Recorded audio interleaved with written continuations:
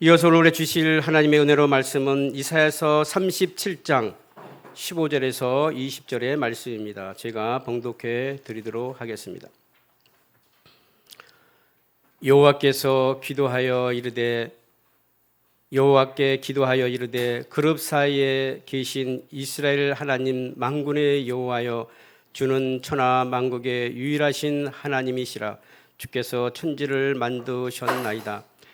여호와여, 귀를 기울여 들으시옵소서. 여호와여, 눈을 뜨고 보시옵소서. 사내림이 사람을 보내어 살아계시는 하나님을 해방한 모든 말을 들으시옵소서. 여호와여, 아수르의 왕들이 과연 열국과 그들의 땅을 항폐케 하였고 그들의 신들을 불에 던져 싸우나 그들이 신이 아니라 사람의 손으로 만든 것일 뿐이요 나무와 돌이라. 그러므로 멸망을 당하였나이다. 우리 하나님 여호와여, 이제 우리를 그의 손에서 구원하사 천하 만국이 주만이 여호와인 줄을 알게 하옵소서 하니라. 아멘. 이제 우리 담임 목사님 나오셔서 아수르의 침공과 히스기야의 기도라는 제목으로 이제 말씀 선포하실 때 큰 은혜와 축복의 시간 되시기를 바랍니다. 사람이 인생 가운데 사람이 당할 수 있는 가장 큰 재앙, 고난은 전쟁입니다. 전쟁 속에는요, 인류가 경험할 수 있는 모든 최악의 상황이 다 들어 있습니다. 이 죽음, 그 다음에 굶주림, 학대, 고문, 인간이 경험할 수 있는 모든 비극과 슬픔은 전쟁 안에 다 들어 있어요. 그래서 우리가 사는 날 동안에 전쟁이 없는 것은 큰 은혜입니다. 그리고 평화를 위해서 우리가 기도하고 간구하는 것도 매우 중요합니다. 지금 또 전 세계에는 지금 전쟁으로 고통받는 나라들이 참 많아요. 우리나라도 남북으로 대치한 상황이 있고요. 우리 한반도 5,000년 역사에 수많은 전쟁과 또 고난의 시간이 있었습니다. 그래서 전쟁만은 이게 피해야 되고요. 전쟁이 없는 세대에 사는 것이 얼마나 큰 하나님의 은혜인지 우리도 알아야 합니다. 오늘 이제 드디어 히스기야에 대해서 우리가 살펴보게 되는데요. 히스기야는 그 유다왕, 남쪽 유다왕 중에 선왕왕, 선하다 그럴 때는 보통 다윗을 닮아서 하나님 잘생긴 선왕왕을 말하는데 3대 선왕왕을 이야기할 때는 아사, 그 다음에 히스기야, 요시야를 꼽고요. 4대 선왕을 할 때는 거기에다 여호사밧까지 포함해서 이 4대 선왕을 포함합니다. 근데 히스기야는 하나님을 잘 섬긴 선한 왕 중에 한 명. 아사, 그 다음에 히스기야, 요시야 이렇게 우리가 꼽고 있습니다. 특별히 히스기야는 우리가 잘 알듯이 기도로 유명한 왕이죠. 기도 응답을, 인생의 놀라운 일들을 2번을 기도 응답을 통해서 하나님의 역사를 경험했던 왕입니다. 오늘은 첫 번째 기도 응답, 다음 시간에 2번째 기도 응답에 대해서 우리가 살펴보려고 합니다. 히스기야가 재임한 그 시절에 그 아수르가 침공했습니다. 우리가 구약을 이해할 때는 역사를 잘 이해해야 되는데요. 반복되지만 제가 간략하게 다시 설명합니다. 구약 시대에 고대 근동에는 초기에는 애굽, 이집트가 강대했어요. 최고. 그 다음에 요 시기가 쇠퇴할 때쯤에는 위쪽에 터키 쪽에 아수르가 강대해집니다. 그 300년 정도. 지금 이사야 시대가 아수르가 굉장히 강대할 때예요.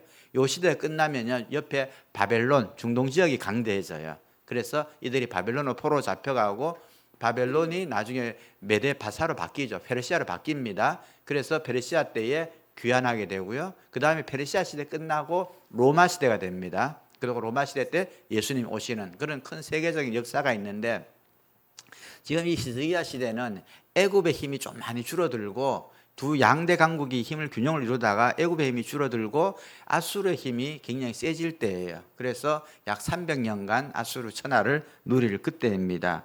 그래서 이 북쪽 아수르 영향이 커지면서 이 사람들이 어떻게 하냐 그러면은 북쪽 이스라엘을 먼저 침공하죠. 와서 그 주변 나라를 다 침공해서 멸망시키면서 내려옵니다.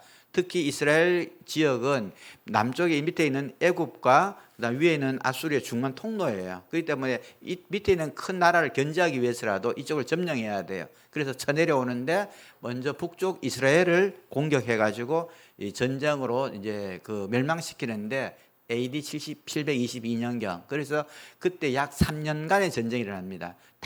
이 사마리아 성을 포위해서 완전히 함락시킨 데까지 3년을 버텨요. 근데 결국 못 버티고 그 북쪽 이스라엘은 다 멸망합니다. 그 다음에 다시 이제 내려와서 이제 히스기야의 성을 이제 포위하고 이제 공격하는데, 처음에는 히스기야가 화친 정책을 정해서 성에 있는 모든 보물들을 다 가져다가 바쳐요. 그리고 이렇게 하고 우리 전쟁하지 말자라고 그러는데, 그 아수르의 그 왕이 받고 또 공격합니다. 그래서 이거는 이거고 그건 그거다. 그래서 이제 뇌물 다 받고는요 또 공격해 와요. 그래서 어떻게 되냐 그러면은 이 이스라엘 성의 주변의 성에 그 46개 성이 다 함락됩니다. 다 함락되고 예루살렘만 남게 돼요. 이래서 남게 되고, 마치 우리가 6.25 때 전 국토가 공산화되고 낙동강 벨트라 가지고 그 밑에만 남아 있는 그런 지경이에요. 조금만 지나 이제 이 예루살렘만 함락되면은 이 남쪽 유다도 멸망하게 되는 그런 상황입니다. 그 당시에 고고학자들이 그 시대 전쟁상을 알기 위해서 이렇게 발굴하다 보니까요, 어떤 이 구덩이에서는 시체가 1,500구씩 나온대요. 그래 그만큼 그들이 잔인하게 그 지역을 다 말살시킨 거예요. 그리고 예루살렘 성만 남아있고 왕과 그 성에 안에 있는 백성들만 남아서 이제 이 전쟁을 하고 있는 그런 상황입니다. 그리고 아수르가 내려와서 메뚜기 때처럼 이 사방을 포위해 가지고 지금 전쟁을 하고 있는 상황이에요. 이 사건은 열왕기하 18장에도 기록되어 있습니다. 그래서 이 성에서 이렇게 그 조공을 바치고, 그러니까 그들에게 보물을 갖다 줬는데도 그들이 받고 또 계속 공격해 오고, 그리고 하는 이야기가 뭐냐면 심리전을 취하죠. 너희들 하나님 섬겨봤자 소용없다. 하나님 너희들 안 구원한다. 히스기야 말 듣지 마라. 항복해라. 그럼 살려주겠다. 계속해서 이제 심리전으로 계속 방송을 하는 거예요. 그래서 많은 사람이 흔들려요. 그리고 그들의 편지가 올라옵니다. 너희들 곧 죽을 것, 이래 죽을 것이다 라는 것들을 해가지고 계속 겁박을 하는 거죠. 그러니까 그 편지를 받고 히스기야가 말한 백성들한테 아무 말도 하지 마라. 여기에 대해 자꾸 말하면 두려움만 쌓이니까 말하지 마라. 그리고 그들이 보낸 협박 편지를 들고 하나님 전에 올라가서 기도를 합니다. 그 기도 내용이 오늘 읽은 본문이에요. 그래서 우리가 이 내용들을 통해서 알 수 있는 첫 번째는요, 사단과 대적은 우리가 위기의 순간 올 때 우리의 마음을 공격한다는 거예요. 마음이라는 것은 뭐냐 그러면은 영혼의 자소이면서 동시에 우리의 전쟁터의 최전방입니다. 여러분, 내 마음에서요 전쟁이 지면요 그 전쟁 진 거예요. 그리고 내 마음이 이기면요 이겨낼 수 있어요. 그래서 항상 우리 영적 전쟁에서도 마음을 지키고 마음을 담는 게 굉장히 중요합니다. 그래서 우리가 예배 시간에 예배드리고 기도하고 이런 모든 과정 속에서 우리의 마음이 정결해지고 마음의 심령이 강해지고 담대해지고 이런 과정을 거치게 되는 거예요. 그래서 사단은 항상 성도들을 공격할 때 제일 먼저 어디를 공격하느냐? 마음을 공격해요. 그래서 우리는 우리의 마음이 약해지지 않도록 그렇게 해야 됩니다. 그래서 이들은 계속해서 이 편지도 보내고 막 할 수 있는 걸 다 해서 이들의 마음을 무너뜨리기 위해서 심리전을 취하고 있어요. 그리고 협박 편지가 계속 올라옵니다. 니에 시대도 그랬고요. 항상 대적들은 그런 방법을 취해요. 그리고 히스기야가 왕으로서 얼마나 압력이 힘들겠어요. 백성들을 살려야 되지요. 그리고 이 밀려온 수많은 적들을 어떻게 할지 모르는데 그들이 오는 적들이 보내온 편지를 들고 하나님의 성전에 올라가서 그걸 탁 펴놓고 기도하는 내용이 오늘의 기도예요. 이 37장 14절 15절에 보면요, 히스기야가 그의 사자들의 손에서 글을 받아보고, 그죠? 그 협박 편지예요.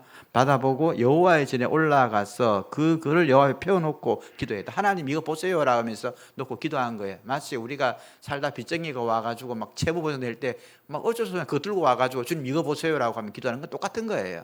이거 어떡합니까? 나 이제 망하게 생겼습니다라고 엎드려서 기도하는 겁니다. 사람이 할 수 없는 환경에 놓일 때에 우리는 내가 할 수 있을 때에도 하나님께 기도하고 지혜를 구하고 방법을 구해야 됩니다. 그러나 정말 내 손으로 떠나서 할 수 있는 것이 아무것도 없을 때는 더욱더 간절히 기도해야 돼요. 히스기야는 자기 할 수 있는 방법 다 취했습니다. 화친을 위해서 뇌물도 줘봤는데 그것도 안 되는 거예요. 북쪽 이스라엘이 이미 망했습니다. 이런 상황에서 그가 이제 간절히 기도하는 거예요. 그 기도 내용 우리가 읽었지만은 다시 한번 살펴보겠습니다.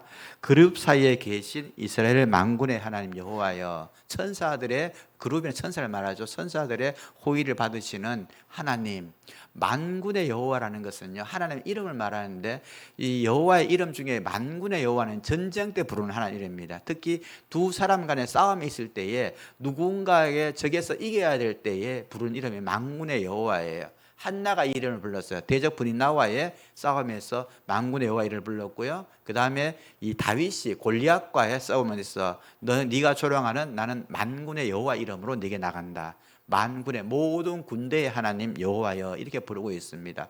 여러분, 대적이 나를 공격할 때 우리 하나님 이름 부를 때는 만군의 여호와 이름으로 기도하는 게 중요합니다. 하나님, 그 다음에 주님은 천지를 만드신 분이십니다. 주님, 이 눈을 뜨시고 한번 보십시오. 이 사람들이 보낸 편지가 이런 글입니다. 그리고 이들이 얼마나 황폐하게 만들었는지 주님께서 아시지 않습니까? 내려오면서요, 그들은요 얼마나 악랄했냐 그러면은 아수르 군대가 침략해서 사람들을 죽이고 한 것이 이제 역대 전쟁사에서 가장 악랄한 방법으로 이렇게 사람들을 죽이고 고민하고 매달고 막 이랬던 일들이 남아 있습니다. 그렇게 악랄하게 합니다. 그리고 고대 전쟁은 지금도 마찬가지입니다만, 고대 전쟁은 신들의 전쟁이에요. 우리가 그들이 싸울 때는요, 내가 섬기는 신이 강하냐, 네가 섬기는 신이 강하냐, 이런 부분이에요. 그래서 그들의 신이 강하지 않다는 것, 여호와 하나님이 참 하나님이신 것을 그들로 알게 해주십시오. 이 전쟁에서 하나님께서 우리를 구원하시고 그들을 망하게 하셔서 알게 해주세요라고 기도하고 있는 것입니다. 히스기야의 기도의 내용을 살펴보면요, 아수르 군대와 유다 군대의 싸움이 아니라 아수르의 신과 하나님의 싸움입니다라고 말합니다. 이 전쟁은 하나님의 전쟁입니다. 그래서 하나님, 우리는 하나님의 백성이니 하나님 이 우리를 구원해 주십시오라고 이렇게 기도하고 있는 것이에요. 그래서 오늘은 우리가 히스기야 당한 전쟁에서 그가 어떻게 승리하게 됐고 어떻게 기도응답 받는지를 한번 살펴보도록 하겠습니다. 첫 번째 우리가 할 수 있는 것은요, 우리가 할 수 있는 일이 없을 때는요, 우리가 할 수 있는 일이 있다면은 기도하더라도 최선을 다해야 된다는 거예요. 여러분, 우리가 보통 영적이다 이러면은 믿음 좋다 이러면은 세상 일 아무것도 안 하고 그냥 기도만 하면 된다는데, 그거는 여러분 신앙인이 아닙니다. 예를 들면 학교에서 내일 시험인데 그냥 기도 열심히 하고 책 빼고 자면은 그 책이 어디 머리 들어갑니까? 아니에요. 우리 하나님의 사람들은요, 기도하는 동시에 이 땅에 살 수 있는 최소한 할 수 있는 모든 것을 다 준비해 가야 합니다. 그래서 이 믿음의 사람들은 영적인 사람일수록요, 현실 세계를 무시해서는 안 됩니다. 현실 세계 기반에 현실을 이해하고 정확하게 분석하고 판단하에서 우리의 믿음을 세워가야지, 너무 뜬구름 잡는 같은 이야기를 해서는 안 된다는 거예요. 모든 믿음은요, 현실에 기반을 두고 있어요. 잠언 21장 31절 말씀이죠. 제가 많이 얘기합니다. 싸울 날 위하여 말과 병사를 예비해야 돼요. 그러나 이김은 여호와께 있다는 것도 알아야 됩니다. 이 두 가지 다 해야 돼요. 내가 말과 병사를 예비하고 말과 병사에 의지하는 것은 믿음이 아니에요. 그러나 전쟁을 위해서 말과 병사를 예비하고 준비하지만 그래도 이김은 하나님께서 주신다는 것을 믿고 고백하는 것이 믿음의 태도입니다. 그래서 우리는 기도하면서도요, 우리 삶에 할 수 있는 건 다 해야 돼요. 여러분, 노후 준비를 잘 하셔야 되고요, 자녀들도 잘 길러야 되고요, 또 사회에다가 사업할 때도 기도하면서요, 전략 짤 거 모든 것, 이 악한 방법이 아닌 범위에 대해서는 다 지혜롭게 기도하면서 준비해 나가야 됩니다. 그래서 우리의 믿음은요, 현실에 기반에 있어야 돼요. 그래서 이런 말이 있어요. 가장 영적인 사람은 가장 실제적인 사람이다라는 말이 있습니다. 근데 현실에 가장 실제성을 가진 그리스도인과 영적인 그리스도인은 차이가 없다는 거예요. 그러니까 우리 영적이다 말할 때는 현실에 기반을 두고 할 수 있는 것을 다 준비하는 것이 중요합니다. 유다가 침공당하기 전에 먼저 북쪽 이스라엘이 침공당했어요. 그러니까 북쪽 이스라엘이 침공당해가지고 내려오는데 그 기간이 3년 정도 걸렸습니다. 그러니까 히스기야는 이미 그때 전쟁이 있을 것을 예측했어요. 그리고 주변 성 446개 성이 함락되는 시기가 있었어요. 그리고 이 전쟁이 길어질 것을 예측했습니다. 그래서 그때 그가 뭘 하냐 그러면요, 전쟁이 길어질 것을 예상하고, 그리고 이 전쟁에서 이기기 위해 가지고 이스라엘 성에 이 물을 공급하는 일을 합니다. 왜냐하면은 딴 것도 안 거지만 물이 없으면요, 이 전쟁에 이길 사람이 살 수가 없어요. 그래서 그거 어떻게 하냐 그러면 기온샘에서 수로를 파가지고 그다음에 실로암까지 들어오게 하는 연못을 파가 실로암까지 들어오게 하는 수로를 파게 합니다. 그래서 그 수로를 파가지고 이 전쟁 내내 물을 공급해서 그 전쟁에서 버틸 수 있는 그런 일을 그가 합니다. 그러니까 그는 기도하는 사람이었지만요, 전쟁에 대비해서 할 수 있는 것을 다 했어요. 그래서 아마 성기순례 갔다 오신 분들은 히스기야의 수로, 맞는 수로를 다 보고 오셨다고 그러더라고요. 저는 보질 못했습니다만 압니다. 예, 그래서 우리가 저와 같이 안 다녀오신 분들을 위해서 우리가 한번 보겠습니다. 첫 번째요, 지도 한번 볼까요? 자, 이게 어떻게 되냐면 이스라엘에서 저 위에 기온샘이라고 있어요. 물의 근원인데 거기서부터 예루살렘 성 안에 실로암이라는 곳까지 저 길게 저렇게 팠어요. 한 길이가 한 500m 정도 된다고 그래요. 그것을 이제 양쪽에서 그 파리가 파가 들어가면서 중간에서 만나게 했는데, 예전에 제가 그 방송에서, 외국 방송에서 하는 걸 보니까 양쪽에서 파 들어갔는데도 오차가 그렇게 크지 않아가 중간에서 만나게 되는 것을 보게 됐어요. 그래서 참 대단하다.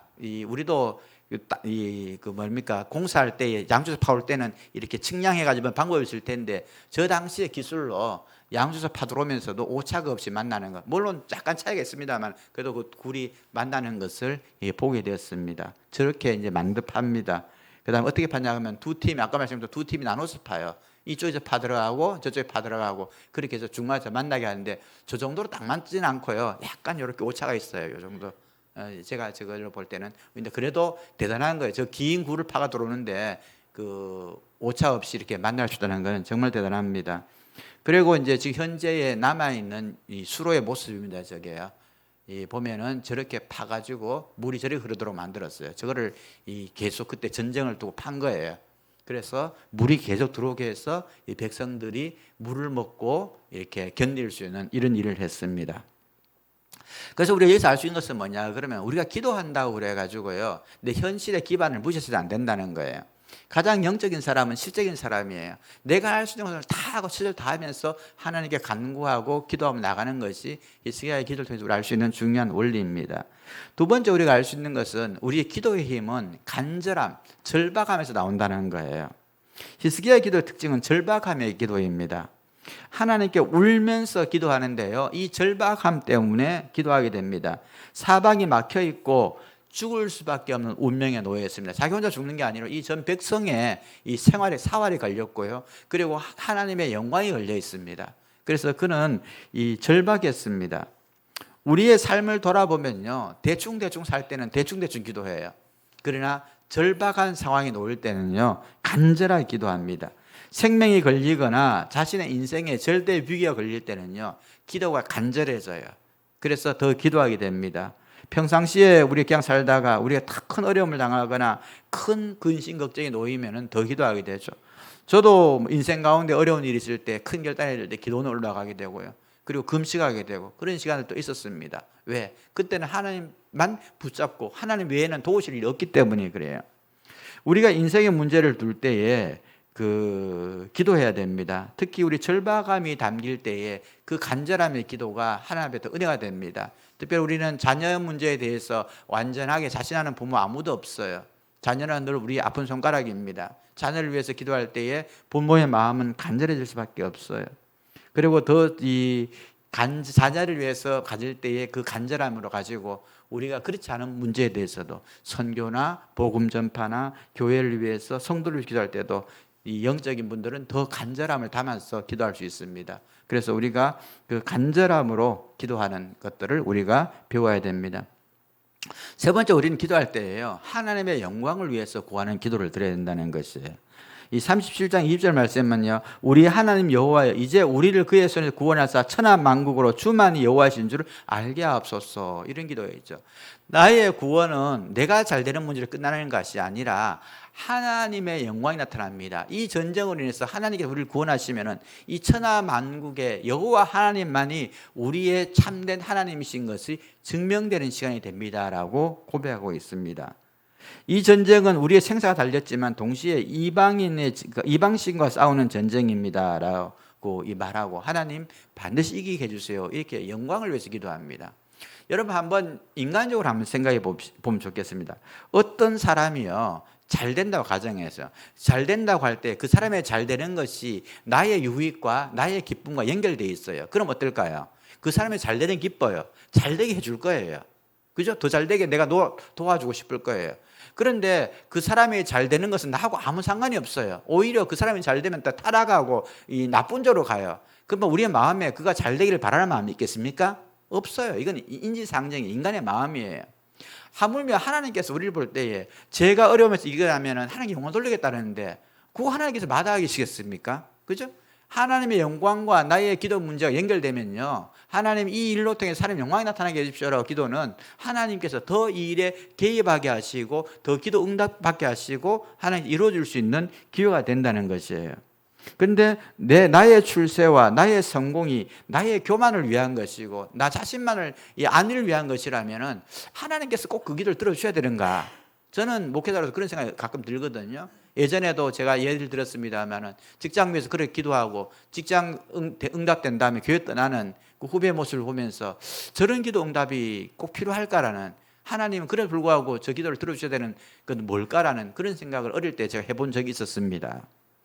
우리의 출세, 성공, 기도 응답, 어려움을 역경을 긋는 것이 하나님의 영광과 연관이 있고 그분의 영광이 나타날 때에 하나님은 더 깊이 그 기도에 개입하시고 도우시지, 그거 아무 상관없이 하나님 내 잘 되면 내 길 갈 거고 내가 알아서 할 거고 내 인생의 즐거움을 살 겁니다, 하나님 간섭하지 마세요라고 하고 그거 되게 해달라고 그럴 때에 하나님께서 그 기도를 꼭 들어주셔야 되는가라는 것들은 우리가 한번 생각해 봐야 됩니다. 그래서 제가 헌금 기도할 때마다 드리는 기도가 있어요. 하나님 잘 되게 하면 우리 성도들 하나님도 잘 섬기고 이웃도 잘 섬기는 축복의 선순환을 일으켜 주옵소서. 그런 사람을 하나님 복 주십니다. 왜? 저번 사람 잘 되게 하니까 하나님 영광 돌려요. 이웃께 더 잘해요. 그러면 계속 선순환이 일어나는데요, 물질 주거나 복 주거나 잘 될 때마다 자꾸 이상한 길로 가, 객길로 가. 그러면 하나님께서 근심하시겠죠. 그래서 우리는 복을 받을 때마다 더 축복의 선순환을 일으켜야 돼요. 그러게 믿음이나 영적으로나 육적으로나 더 계단을 타고 올라갈 수 있는 길입니다. 히스기야는 자기가 할 수 있는 일을 다 했어요. 물 공사를 해가지고 물을 땡겼고요, 사람들에게 이 심리전에 말리지 않도록 입도 열지 말아요. 서로 이야기하면 부정적 이야기 나누니까 그때는 말도 꺼내지 말아야 그랬어요. 저도 교회에 큰 일을 할 때에 제가 당부합니다. 우리가 가끔씩 이제 교회 이전이나 어려울 때에 헌금을 해야 될 때가 있어요. 그때는요. 그러면 참여할 수 있는 사람 참여하는 거예요. 그러나 참여할 수 없는 사람 말하지 마세요. 왜냐 그러면 그게 도와주는 거예요. 왜냐하면 그 말해가지고 부정적으로 이건 안 돼 하면요, 교회가 더 어려워져요. 기도하면서 참여하고 안 할 사람 가만히 있는 게 도와주는 거예요. 지금 전쟁에서도 부정적인 말은 못하게 합니다. 왜? 그게 자꾸 증폭되거든. 위험해져요. 그래서 말을 못하게 하고 기도하고 그 다음에 술을 파고 다 했던 것을 보게 됩니다. 그래서 우리가 중요한 것은 어려움이 있을 때에 하나님께 의뢰하고 하나님께 나가는 게 중요한데요, 미국에서 전쟁이 있었어요. 남북 전쟁이 있었습니다. 북쪽에서는 노예 해방을 해서 에브라함 링컨이, 그리고 밑에는 남쪽에서는 리 장군이 끌어는 큰 군대가 부딪힐 때예요. 둘 다 기독교인이 기도했어요.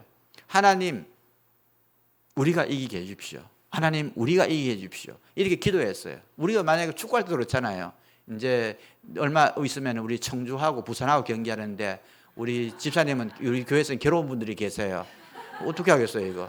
저도 이제는 괴로워요. 이제 두 쪽이 우리 성도니까. 이렇게 할 때 어떻게 할까? 누가 이겨야 될까? 이거 참 고민되는 문제예요. 그럴 때 링컨이 어떻게 말했냐 그러면요, 하나님이 우리에게 이기게 해달라고 기도하는 게 중요한 게 아니라 내가 하나님 편에 서는 것이 중요하다고 그랬습니다. 이게 굉장히 중요한 이야기입니다, 여러분. 내가 하나님의 사람이 되어버리면 이게 하나님의 전쟁이 되는 것이고 하나님이 개입하는 거예요.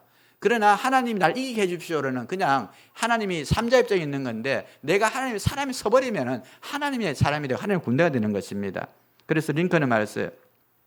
하나님께 이기게 해달라고 기도하는 것이 중요한 것이 아니라 우리가 하나님 편에 서는 것이 중요하다라고 이야기하고 그 전쟁에 승리했습니다. 히스기야도요, 하나님의 군대가 되고자 힘썼고 기도했습니다.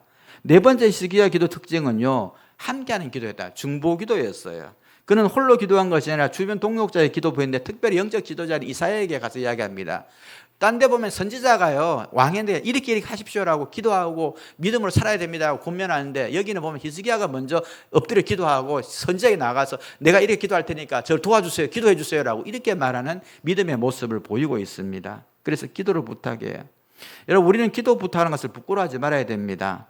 또 기도 부탁은 아무에게 하는 게 아니에요. 누구에게 기도하느냐? 기도해 줄 수 있는 사람에게 부탁하세요. 기도해요.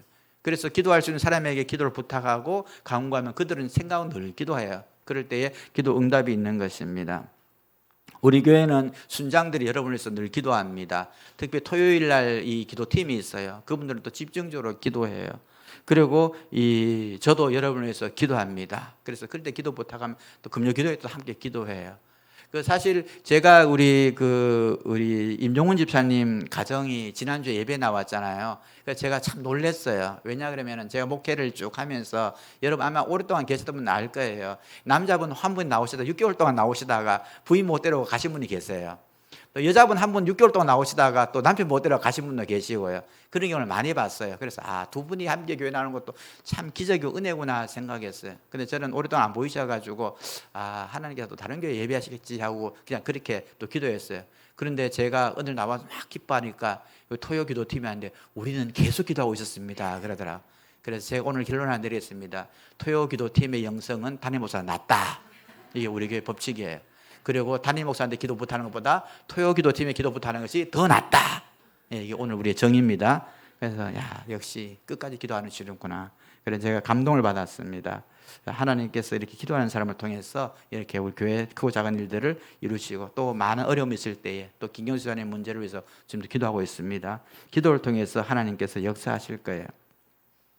하나님의 응답하심이 열왕기 19장에 나타나 있어요.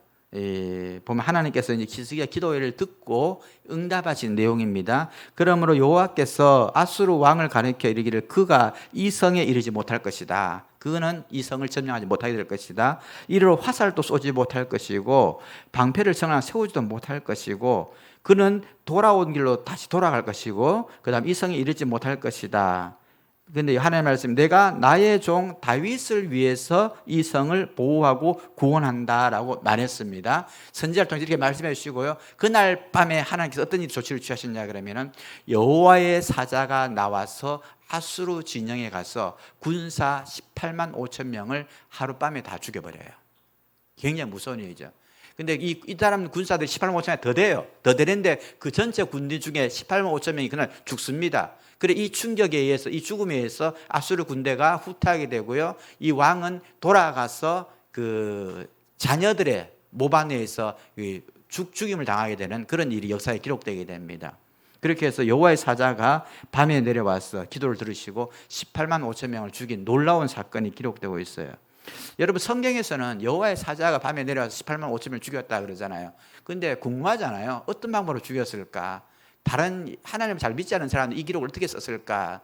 역사가 요스푸스가 기록한 내용들에 보면요, 이때에 이 아수르 군대에는 패스트, 쥐가 옮기는 전염병이 돌아와가지고 하루에 18만 5천 명의 군대가 몰살했다고 기록되어 있어요. 그러니까 그 큰 군대가 감당이 안 되는 거예요. 그렇게 전염병에 죽어가 나가니까. 그래서 결국 테러에서 돌아가게 되고 올라가서 죽게 됩니다. 그래서 다른 나라들을 그렇게 잔인하게 짓밟고 전복했는데도 불구하고 이 예루살렘을 공략하지 못했던 기록이 있습니다. 그들은 군대를 잃고 고로 돌아가서 이스라엘 예언처럼요, 그들의 신복위에서 죽음을 당하게 됩니다. 이 히스기야의 기도를 보면요, 이 인간의 방법으로 할 수 있는 일이 아무것도 없어요. 그러나 하나님의 놀라운 능력이 일어납니다. 제가 늘 말씀드립니다. 기도하면요, 내가 할 수 있는 범위 밖의 일이 일어납니다. 그것은 하나님의 개입이 있기 때문에 그래요. 내 스스로 내 힘으로 하면은 요만큼 할 수 있다면은 기도하면은 하나님께서 더 큰 일을 이루시는 것을 우리는 알아야 됩니다. 기도는 앞으로 나가게 하고요, 막힌 것을 뚫게 하고요, 상식을 뛰어넘게 하고요, 상상을 초월하게 합니다. 그리고 전능하신 하나님의 영광이 나타납니다. 히스기야는 기도를 통해서 하나님 응답을 받았어요. 우리도 많은 성도들은요, 기도 응답의 체험이 있습니다. 여러분, 우리가 살아가면서 하나님을 가장 가까이 느낄 수 있는 것은 기도 응답밖에 없어요. 기도하고 이루어지는 일들, 처음 우연 같은데 반복적으로 일어나고, 그리고 또 우연 같은데 그것이 더 강력하게 일어나고, 우연 같은데 내 생각보다 더 크게 일어나는 확실한 증거들이 일어나는 것 쌓여서 우리의 믿음이 자라게 되는 것입니다. 우리 인생에 어려운 일을 당할 때가 있어요. 히스기야 같은 이런 절대절명의 순간을 만나게 될더라도 기도로, 우리는 믿음으로 승리하는 우리 모두 되길 소망합니다. 같이 기도하겠습니다. 기도 세 가지 드리겠습니다. 간절한 기도, 함께하는 기도로 응답받아 하나님께 영광을 나타내는 성도 되게 해 주옵소서. 우리의 기도 생활을 하나님께 좀 점검하면서 기도하겠습니다. 여름 성리학교 부서 수련회 정교 수련을 통해서 큰 은혜를 내려 주옵소서. 기도합니다. 세 번째, 육체적, 경제적, 영적 회복이 필요한 성도들의 회복을 위해서 우리 기도하겠습니다. 이 시간 성도를 위해서 기도해 주시고 나 자신을 위해서 자녀를 위해서 기도하는 시간 갖겠습니다. 기도드립니다. 사랑의 하나님 감사드립니다. 우리 인생 가운데 절박한 상황이 놓일 때마다 또 그렇지 않을 때라도 간절한 기도로 서로를 위해서 기도함으로 살아계신 하나님의 능력을 경험하며 하나님의 축복의 통로가 될 수 있는 저희들 되게 도와주옵소서. 부서 수련을 위해서 기도합니다. 우리 아이들 자녀 세대 우리보다 더 뛰어난 믿음과 영성 갖게 하시고 이들이 이 교회를 섬길 때에는 하나님께 더 큰 영광 나타나게 하여 주옵소서. 하나님 이 시간 또 주 앞에 귀한 예물 올려드립니다. 하나님 아버지 복을 받을 때마다 하나님 잘 섬기고 이웃들에게 나누어서 축복의 선산을 일으켜 하나님 영광을 돌리는 믿음의 가족 되게 하여 주옵소서. 하나님 아버지 은혜의 찬양으로 주께 나갑니다. 찬양팀에게 함께 하시고 성령으로 임재하시며 하나님 이 시간 찬양 가운데 영광 받으시며 우리의 심령에 하나님의 은혜로 임하여 주옵소서. 예수님 이름으로 기도드립니다. 아멘.